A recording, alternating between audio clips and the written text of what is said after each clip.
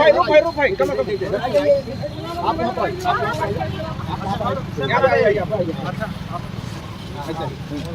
माला खत्म।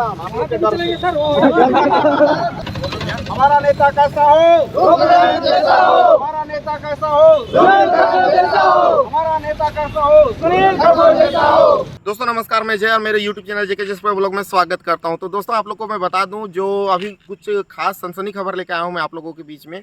जो कुछ दिन पहले दोस्तों जो धर्मजागढ़ से लोहरदगा जो ट्रेन के मामले में जो कुछ विवाद खड़ा हुआ था, उसी मामला में रूप नारायण एक्का जी को और सुनील खलखो जी को जेल भेजा गया था। तो आज जेल से उन लोग को रिहा हो गए हैं। इसी बारे में आज बात करना है दोस्तों। तो मैं आप लोग को लेके चलता हूँ वहाँ पर और आप लोग से उनसे भी मिलवाता हूँ, उनसे भी दो वर्ड बात करेंगे और जानेंगे कि आज कैसा और क्या हुआ था।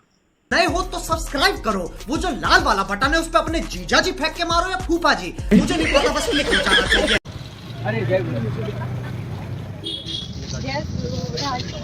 जय मुनिवासी बोलो तो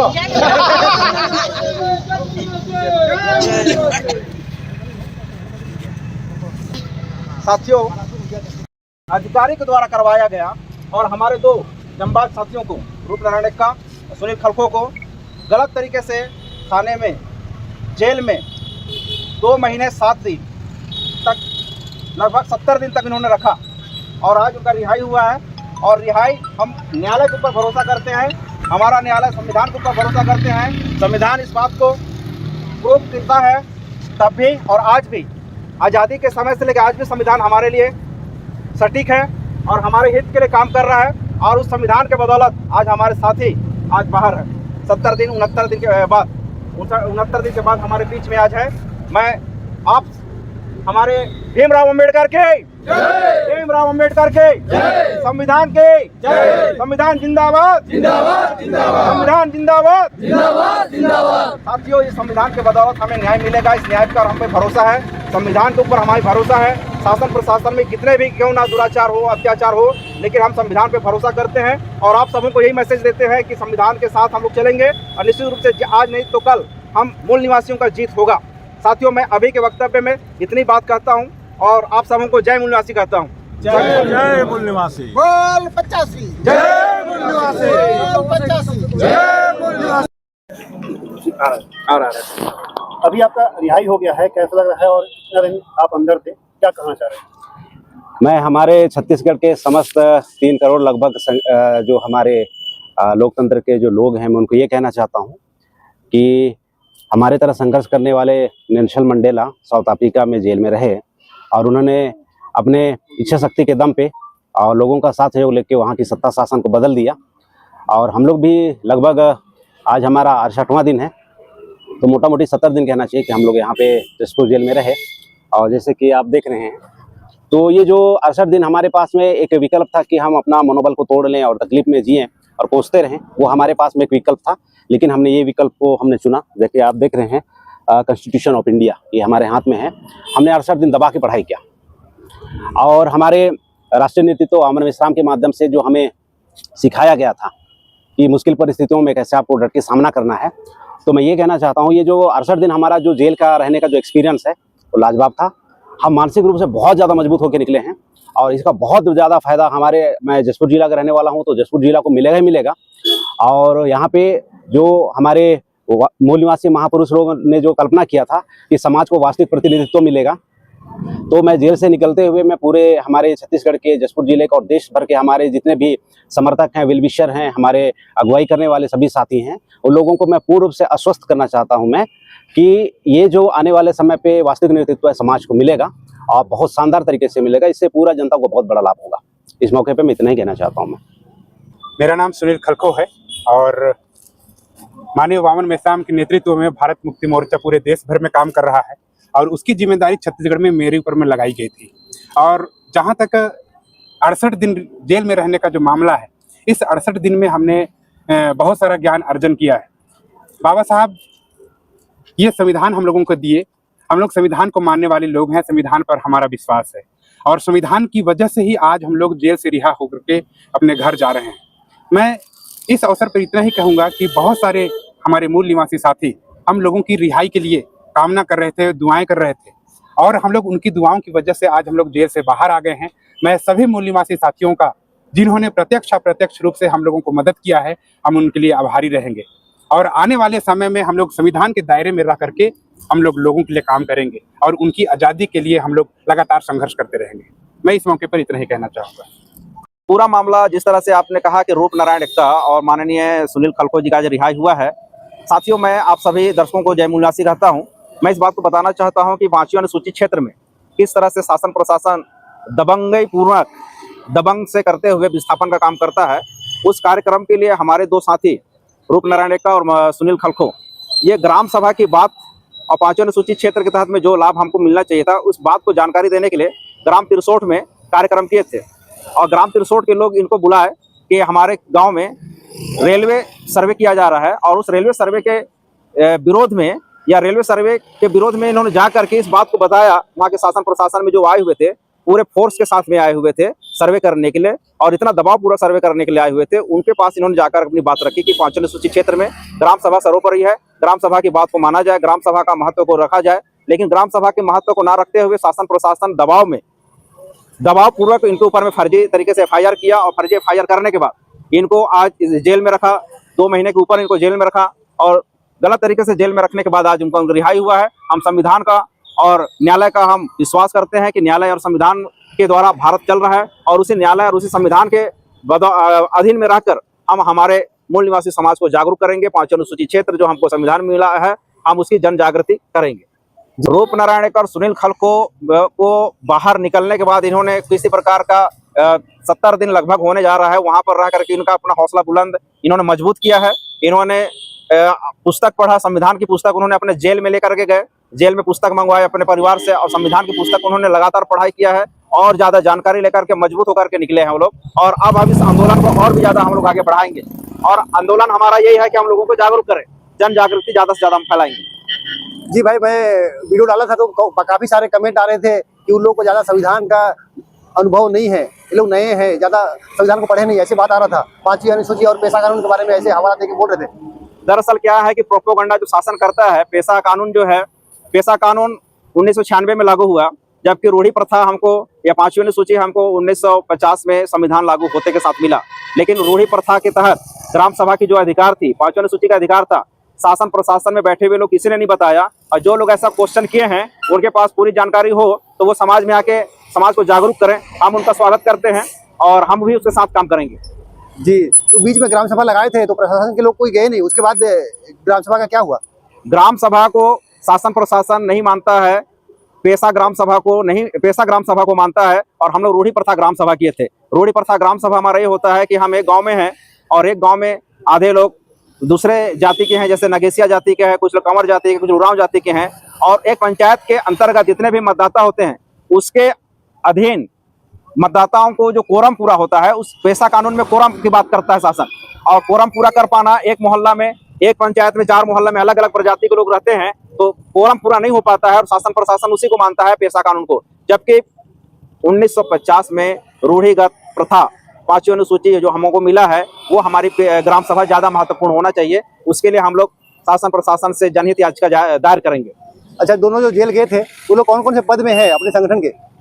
हमारे जो 2 साथी जेल में गए थे, रूप नारायण एक्का, माननीय रूप नारायण एक्का जी, वो बहुजन मुक्ति पार्टी के प्रदेश अध्यक्ष हैं और माननीय सुनील खलखो जी भारत मुक्ति मोर्चा के प्रदेश अध्यक्ष छत्तीसगढ़ के हैं और ये दोनों जिम्मेदारी पद पे काम करके लोगों को जन जागरूक कर रहे हैं और लोगों को अपने अधिकार और अपने हक के बारे में जगह जगह में संवैधानिक जानकारी दे रहे हैं। जी, तो रेलवे सर्वे की टीम को रोक दिया, उसके बाद दोबारा फिर आए थे क्या? रेलवे सर्वे टीम दोबारा नहीं आई है। रेलवे सर्वे टीम सिर्फ तिरसोट में नहीं, उसके अगल बगल में जो डूमेर बहार है, डूमेर बहार में पूरा बस्ती जा रहा है और बेल्डेगी का पूरा गांव के गांव उजड़ रहा है। तो ऐसा सर्वे में सब लोग परेशान हैं क्योंकि वो लोग जाएं तो कहाँ जाएं, क्योंकि उनके पुश्तैनी गांव, पुश्तैनी घर, रीति रिवाज, उनके परंपरा, देवी देवता सारा चीज गांव में है और उस गांव से उनको बेदखल करने का काम शासन प्रशासन कर रहा है। इसलिए उसका विरोध किया गया था कि आप उसको दूसरे तरीके से ले जा सकते हैं। तो विशेष मांग क्या थी गांव वाले की? गांव वालों की मांग यही थी कि आप जो रेलवे सर्वे जो कर रहे हैं या फिर और भी कोई सर्वे कर रहे हैं हमारे छत्तीसगढ़ जो 5वीं अनुसूचित क्षेत्र में, छत्तीसगढ़ राज्य के अंतर्गत, तो ग्राम सभा की अनुमति ले करके ग्राम सभा में जो हितग्राही है जिसका भूमि जा रहा है, विस्थापित हो रहा है, उनके साथ सहमति लेना चाहिए। इस बात का मांग था विशेष रूप से। तो रूप भाई करीब 2 महीना जेल से बाहर आए हैं। इससे पहले भी करीब 68 डेज गिन के रखे थे। गिन के रखा। अच्छा, इससे पहले भी 7 दिन करीब थे। हाँ 7 दिन। तो जेल के व्यवस्था के बारे में बताइए, कैसा रहा जेल में? तो मैंने जो 68 डेज जेल में बिताए जसपुर जिला में, जसपुर जेल में, तो मैंने मैक्सिमम जो टाइम मेरा था मैंने स्टडी करने में वक्त बिताया। अच्छा। और मेरे लिए जो एक्सपीरियंस है काफ़ी अच्छा रहा। मैंने इस 68 डे को मैं पूरी फोकस होकर मैंने कॉन्स्टिट्यूशन की स्टडी किया। और काफ़ी सारे जो मेरे हाथ में आप जैसे किताब देख रहे हैं, ये फॉरेन थिंकर्स के किताब है मेरे पास में। तो मैंने पढ़ाई किया और मैंने इसको यूनिवर्सिटी के टाइप का मैंने इस्तेमाल किया। अच्छा। हमारे पास विकल्प था कि हम इस घटना से टूट जाएं, उसके बाद में हमेशा हमेशा के लिए खत्म हो जाए, एक हमारे पास सामने विकल्प था। और दूसरा विकल्प ये था कि हम यहाँ से और मजबूत होकर निकलेंगे। तो हमने मजबूत होने का विकल्प को चुना और बहुत अच्छी तरीके से पढ़ाई किया। और हमने जेल में जितनी भी जो अनुशासन में रहने की जो कायदे कानून जेल के अंदर में है, हमने पूरी तरह से जेल प्रशासन के नियमों को, कायदों को हमने पालन किया। उनके जो रूल्स है, रेगुलेशन है, मॉर्निंग में उठना है और प्रॉपर टाइम में खाना खाना है, नहाना है, सोना है, ये सारी चीज़ें हमने असर बहुत अच्छे तरीके से फॉलो किया। तो मुझे जेल प्रशासन को लेकर किसी टाइप का कोई शिकायत नहीं है और हमने इसको काफ़ी सकारात्मक और पॉजिटिव लिया है। और खान पान को लेके, खान पान में बहुत मतलब घटिया किस्म का खाना मिलता है ऐसे बोलते हैं। खान पान के बारे में ये कहना चाहता हूँ कि वो काफ़ी सिंपल भोजन होते हैं और उसमें बहुत ज़्यादा चटपटा या फिर मसाले वसाले ऐसे नहीं होते हैं। मतलब कि सभी की सेहत को ध्यान में रखते हुए ऐसा भोजन खिलाया जाता है कि उनकी सेहत मतलब ठीक रहे और पेट वेट खराब ना हो। तो सिंपल ही भोजन रहता है। तो बॉडी में तो कुछ गिरावट दिख रहा है, लेकिन घुसने से पहले कुछ दूसरा दिख रहा था। हाँ, मसल्स में गिरावट तो है।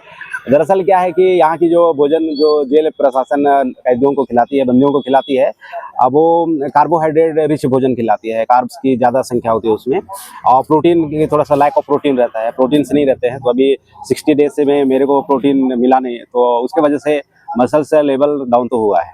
अच्छा, गिरफ्तारी के टाइम में सोशल मीडिया में काफी अफवाह था कि ये पूरा मतलब घेराबंदी करके पकड़े गए, भागने के फिराक में थे, ऐसे अफवाह हुआ था, क्या सही बात है? ये पूरी तरह से अफवाह है क्योंकि त्रिशोट में रेलवे सर्वे का विरोध करने के बाद में मेरा पहले से शेड्यूल्ड था। बलरामपुर में मेरा एक दिन का कैडर प्रोग्राम लगा हुआ था, प्रशिक्षण का कार्यक्रम लगा हुआ था। तो 29 तारीख का विरोध के बाद में मेरी जो रात्रि जो विश्राम है वो त्रिशोट गाँव में ही था। और हम लोग अपने शेड्यूल के हिसाब से फिर अर्ली मॉर्निंग हम लोग फ्रेश होने के बाद में बलरामपुर के लिए मैं निकला हुआ था ट्रेनिंग के लिए। तो मेरा जो मोबाइल नंबर है वो सर्विलेंस में डाला हुआ था और मैं सीतापुर होते हुए फिर मैं उधर जा रहा था अंबिकापुर की ओर से। अंबिकापुर से बलरामपुर में निकलता मैं। तो यहाँ पे बतौली के पास में चेक पोस्ट में मेरा गाड़ी को रोका गया। तो मैं वहाँ पे रुका। उसके बाद में मैंने पुलिस को कोऑपरेट करके पूछा कि भाई चेकिंग वेकिंग हो रही है, एक दस्तावेज चाहिए क्या आपको ऐसा। तो फिर उन्होंने नाम पूछा, क्या नाम है आपका? तो मैंने बताया रूपनारायण का। तो लोग बोले कि नहीं ये लड़का ऐसा। तो फिर उन्होंने पूछा भी कुछ गड़बड़ हुआ है क्या? मैं बोला कुछ गड़बड़ तो हुआ नहीं है ऐसा। फिर वहाँ पे मैं बैठ के वेट कर रहा था मैं। और इस दरमियान में मैं देखा कि पत्थलगांव का जो पुलिस प्रशासन है वो पीछे से आया। उसके बाद में फिर उन्होंने मुझे बोला कि साहब लोग आपको थाना बुलाए हैं ऐसा। तो इस तरीके का घटना रहा। मुझे भागने की ज़रूरत नहीं है क्योंकि मैं अभी भी कहता हूँ मैं गैर कॉन्स्टिट्यूशनल काम नहीं किया था। आदिवासियों का जो स्पेशल प्रिविलेज है, जो 5th शेड्यूल है, मैं 5th शेड्यूल के फेवर में काम कर रहा था मैं। तो मुझे भागने की ज़रूरत नहीं है और भविष्य में कभी भागने की नौबत भी नहीं आना है। लेकिन वीडियो में दिख रहा था कि हाथ पीछे बंधे थे पूरा मुजरिम टाइप से। हाँ, वो जो गमछा था तो वहाँ का जो पुलिस प्रशासन है उन्होंने गमछा से मेरा हाथ को पीछे तरफ बांधा और एक छोटा वीडियो फुटेज लिया और उसको रिपीटली उसको दिखा रहा था टीवी में। हाँ, बांधा था। मुझे भागने की ज़रूरत नहीं है क्योंकि मैं अभी भी कह रहा हूँ मैंने कोई क्राइम तो किया नहीं था। मैं तो कॉन्स्टिट्यूशन के दायरे में रह के मैं अधिकारियों से क्वेश्चन कर रहा था कि क्या ये जो आप यहाँ पे काम कर रहे हैं क्या ये 5th शेड्यूल के दायरे में आता है क्या? 5th शेड्यूल में प्रशासन नियंत्रण आदिवासियों का है। तो आप आदिवासियों के मामले में अनावश्यक रूप से दखलंदाजी दे रहे हैं और पूरा वीडियो तो सोशल मीडिया में डाला हुआ ही है। हाँ, तो मुझे भागने की जरूरत बिल्कुल नहीं थी। नहीं, काफी लोग बोल रहे थे कि संविधान का अधूरा ज्ञान है, पूरा तरह संविधान पढ़ लेना चाहिए, ऐसे ऐसे मतलब कमेंट आए थे बहुत सारे। तो क्या बोलना चाहेंगे आप? इसमें मिला जुला प्रतिक्रिया लोगों का आएगा। तो संविधान का आधा अधूरा ज्ञान है ऐसा बोल रहा है। तो अभी जैसे 1950 में संविधान लागू है भारत में, है ना, अभी 75 साल हो गए। तो अगर संविधान का मुझे आधा अधूरा ज्ञान है और बहुत सारे साथियों को जो बहुत अच्छा ज्ञान है, तो जसपुर जिला और हमारा पूरा सरगुजा संभाग ये 5th शेड्यूल इलाके में आता है, क्षेत्र में आता है। तो इतना जानकार होने के बावजूद भी क्या वजह है कि आदिवासियों को 5वीं अनुसूची अमल में नहीं लाया गया? सवाल तो बनता है ना, सवाल तो बनता है। अगर वो इतने अच्छे जानकार हैं, हमारे सेंट्रल गवर्नमेंट के लोग, स्टेट गवर्नमेंट के लोग या डिस्ट्रिक्ट गवर्नमेंट के लोग या फिर बहुत सारे जनप्रतिनिधि या फिर बहुत सारे संविधान के जो जानकार हैं, अगर इस बातों को जानते हैं तो क्या वजह है कि उन लोग आज तक अमल में नहीं ला पाया? नित्य लोकसभा में और आपका राज्यसभा में नए नए कानून, नए नए इम्प्लीमेंटेशन हर रोज हो रहे हैं। वो हुआ जा रहा है। लेकिन जो इसमें मिला हुआ है 244 आदिवासियों के लिए, आज तक तो क्या वजह है कि नहीं हो पाया? हम तो इसी संदर्भ में बोल रहे थे ना। तो अगर लागू कराना अगर अनाड़ीपन का अगर संकेत है तो ये उनकी सोच गलत है। वो लोग अपना मेंटल प्रिपरेशन बढ़िया से करें, क्योंकि हमने अमल करने की बात बोला है। ये लिखा हुआ अधिकार है, वो तो लोकसभा और राज्यसभा में हमने पारित नहीं करा है ना, ऑलरेडी संविधान में लिखा हुआ है। लिखी हुई बात को हमने अमल करने के संदर्भ में बात किया था। तो मुझे नहीं लगता है कि मुझे इसका जो इंटरप्रिटेशन गलत है, मुझे ऐसा नहीं लगता है, ये करेक्ट है। और जिनको गलत लगता है वो थोड़ा सा और बढ़िया से पढ़े लिखे। काफी लोग बोल रहे थे कि प्रशासन से गलत तरीके से भीड़ गए, मतलब स्टेप से। प्रशासन से तो मैं काफी सही तरीके से मैं पेश आ रहा था, लेकिन कभी कभी बहस में थोड़ा सा ऊपर नीचे होता भी है। मैं उनको बोल रहा हूँ कि सर आपको यहाँ पे आप नौकरी कर रहे हैं तो आपको 244 अनुच्छेद आपको पता होना चाहिए। तो उन लोग इस बात को मुकर रहे थे। तो अब बहस के दरमियान में मेरे मुंह से भी निकल गया कि तुम मरफन कवार हो गया। तो बहस के दरमियान में कुछ ऊंच नीच हुआ है, नहीं हुआ, ऐसा नहीं कहना चाहूँगा मैं। लेकिन काफी हद तक मैंने कॉन्स्टिट्यूशनल दायरे में ही रख के अपनी बातों को रखने का प्रयास किया था। अच्छा, हाँ। तो अभी जेल से टूट के निकले हैं कि हौसला बुलंद करके? हौसला बहुत बुलंद है और हमारी जो संघर्ष है लोगों के लिए बहुत अच्छा होगा आने वाले समय में। क्योंकि हमारा जो, मैं अपने आप को एक जनप्रतिनिधि मानता हूं और हमेशा जनता की आवाज़ बन के ही प्रशासन के सामने अपनी बातों को रखूंगा, सरकार के सामने बातों को रखूंगा मैं। तो जनप्रतिनिधि का मतलब यही है कि जनता की आवाज़ को आप सामने वाले को पूरी तरह से आप बताएं, और मैं बताने का काम कर रहा हूं। मैं कहाँ पे लैक ऑफ इन्फॉर्मेशन है, कहाँ पे लैक ऑफ कॉन्स्टिट्यूशन है, कहाँ पे कुछ कमियां हैं, मैं बताने का प्रयास कर रहा हूँ। और आने वाले समय पे ये जो काम है और बढ़िया चलेगा और इससे बहुत सारे लोगों को फायदा होने वाला है और ये निरंतर चलते रहेगा। अच्छा, आपका पर्सनल यूट्यूब चैनल में आपको कोई बताया कि करीब 8 लाख व्यूज चले गए उसमें और करीब 20,000 फॉलोअर बढ़ गए? आज काफी पसंद किया गया जनता के द्वारा। 68 डेज के बाद में मैं निकला हूँ, तो मुझे इसकी जानकारी नहीं है कि कितना उसमें गया है व्यू, लेकिन पब्लिक ने प्यार दिया बहुत अच्छा। मैं पूरे हमारे जितने भी जो वेल विशर हैं, समर्थक हैं, उनका मैं तहे दिल से धन्यवाद करता हूँ। अंदर गए थे तो कितने फॉलोअर थे उसमें, सब्सक्राइबर? 8,000 था। 8,000 सब्सक्राइबर थे। अच्छा, और ये 12,000 जंप कर गया। अच्छा, मतलब 20,000 कंप्लीट लगभग हो गया है। हाँ ना। तो जेल जाके आने के बाद मतलब फायदा हुआ है यूट्यूब की दुनिया में देखा जाए तो? हाँ, फायदा तो होता ही है, क्योंकि आपके लाइफ में जब भी कोई चीजें आती है आपके लाइफ में तो वो आपको अच्छे रूप में मिलती है और थोड़ा सा कष्टदायक परिस्थितियों में भी मिलता है। और एक कहावत भी है कि सब बातें मिलकर भलाई को पैदा करती हैं। तो भलाई पैदा होगा जसपुर में, और आने वाले समय पे हमारी जो राजनीति में जो दखलंदाजी चल रही है, यहाँ के 9,45,000 लोगों को, 9,46,000 लोगों को बहुत फायदा होने वाला है। और हम लोग जल कल्याणकारी नीतियों के ऊपर में हमेशा बहुत अग्रेसिव तरीके से काम करने वाले हैं। और हमारी प्रयास ऐसा है कि हम प्रशासन से तालमेल बिठा के 5th शेड्यूल के बारे में और गंभीरता से काम करेंगे इस संदर्भ में। रूप जी, ये सब जो हुआ 2 महीने का जो बीता आपके साथ, हाँ। तो अपने यूट्यूब चैनल में भी डालेंगे क्या उसको? हाँ, मैं डालूंगा। और आने वाले समय पे हमारी जो हर एक्टिविटी सोशल मीडिया प्लेटफॉर्म में देखने को मिलेगा, क्योंकि मैं चाहता हूँ कि हर बातें, मेरी जो एक्टिविटी है समाज को लेके और राजनीति को लेके, वो हर एक्टिविटी मैं अपलोड करूंगा यूट्यूब चैनल में और हमारे लोगों को देखने को मिलेगा। क्योंकि बहुत सारी अंदरूनी बातें हैं जो हमारे बीच में फैली नहीं है और मैं फैलाना चाहता हूँ मैं।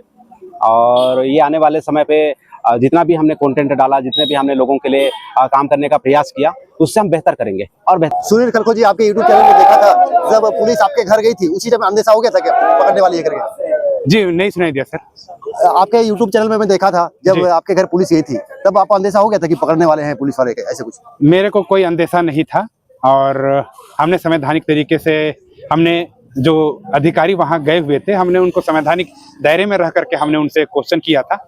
और इसके अलावा हम लोगों का किसी प्रकार का उनसे कोई बहस नहीं हुआ था। नहीं, लास्ट वीडियो जब देखे आपका कि पुलिस आई है घर में और शायद पकड़ के ले जाएगी, आप लोग आंदोलन को जारी रखे, ऐसे कुछ वीडियो आया था जी, वो वाला वीडियो बोल रहा? जी, वो मेरे को कोई अंदेशा नहीं था कि मेरे पास में पुलिस आएगी। और उसके बाद अचानक मेरे घर में जब पुलिस आई तो मैं वो वीडियो बना के सोशल मीडिया में अपलोड किया था। जी बिल्कुल जी। तो और बाकी 2 महीने का कार्यकाल, 2 महीने का जेल के अंदर कैसा रहा, उसके बारे में थोड़ा बताइए। ये मैं आप लोगों को बता दूं आपके यूट्यूब चैनल के माध्यम से, हम लोग टोटल 68 दिन, 2 महीना आज 8 दिन हो रहा है, 2 महीना 8 दिन हम लोग जेल में काटे। और ये जो जेल में काटने का जो अनुभव है बहुत ही बेहतरीन रहा। हमने इस 2 महीना 8 दिन में हमने संविधान को पूरा पुनः रिवीजन किया और मतलब हाँ, पूरा रिवीजन कर लिया हम लोग। जी, तो ये बहुत अच्छा अनुभव रहा। ये तो पहले बोल रहे थे कि संविधान का ज्ञान नहीं है, थोड़ा ऐसे कुछ बातें आ रही थी, संविधान को इन लोगों को पढ़ लेना चाहिए, फिर अधिकारियों से बहस करना चाहिए, ऐसे कमेंट आए थे यूट्यूब चैनल में। जी, हम लोग यानी संविधान के दायरे में ही हम लोग रह करके काम करते हैं और हमने कई बार संविधान को खत्म किया है और हमने 5वीं अनुसूची को इम्प्लीमेंट करने के लिए हमने कहा था और 5वीं अनुसूची 244(1) में लिखा है प्रशासन और नियंत्रण आदिवासियों का होगा। प्रशासन और नियंत्रण आदिवासियों का होगा तो हम लोगों को क्यों नहीं मिल रहा है, हमने ऐसा कहा था। तो अभी भी तो लेकिन विधायक और सीएम सब आदिवासी ही हैं। जी आदिवासी हैं, लेकिन उन लोग 5वीं अनुसूची को इम्प्लीमेंट करने के लिए कोई काम नहीं कर रहे हैं। जी अच्छा, तो इम्प्लीमेंट करने की बात हो रही है यहाँ पे। तो हम लोग लगातार संविधान को पूरे देश में, यानी जो संविधान में अक्षर सा जो लिखा हुआ है उनको हम लोग यहाँ पर इम्प्लीमेंट करने के लिए हम लोग अपील कर रहे हैं। जी, वो ग्राम सभा की बात नहीं मानती है प्रशासन। यहाँ पर जैसे ही आप अगर देखेंगे तो 5वीं अनुसूची में ग्राम सभा को बहुत पावर दिया गया है, लेकिन उस पावर को यहाँ पर अधिकारियों के द्वारा नहीं माना गया। उनके ग्राम सभा में यानी उन लोग आए नहीं, उपस्थित नहीं हुए और ना ही किसी प्रकार का जवाब दिए, तो ग्राम सभा अभी लगभग प्रभाव शून्य हो गया। जी, तो जेल से निकलने के बाद में मजबूत होकर निकले हैं कि टूट गए? नहीं, हम लोग किसी प्रकार का टूटना तो है नहीं, हम लोग और ज्यादा मजबूत होकर के निकले हैं, क्योंकि बाबा साहब लगातार हम लोगों के समाज को उन्होंने कहा कि जब आप समाज के लिए आंदोलन करते हैं तो एक पैर आपका जेल में होता है और एक पैर समाज में होता है, तो आंदोलनकारी को कभी कभी जेल भी जाना हो सकता है। जी, तो कोई बड़ी बात नहीं है, मतलब जेल कोई बड़ी बात नहीं है। जी जी, चलिए बहुत। तो ये वीडियो आप लोग को कैसा लगा हमें कमेंट करके जरूर बताएं, और ऐसे सनसनी खबर जानने के लिए, सुनने के लिए और देखने के लिए हमारे चैनल को सब्सक्राइब करें। JK जसप्रिया व्लॉग और जसपुर सच तक मेरे ही है दोस्तों। तो ये वीडियो आप लोग को अच्छा लगा तो प्लीज़ लाइक करें, शेयर करें और सब्सक्राइब करें। जय हिंद, जय भारत।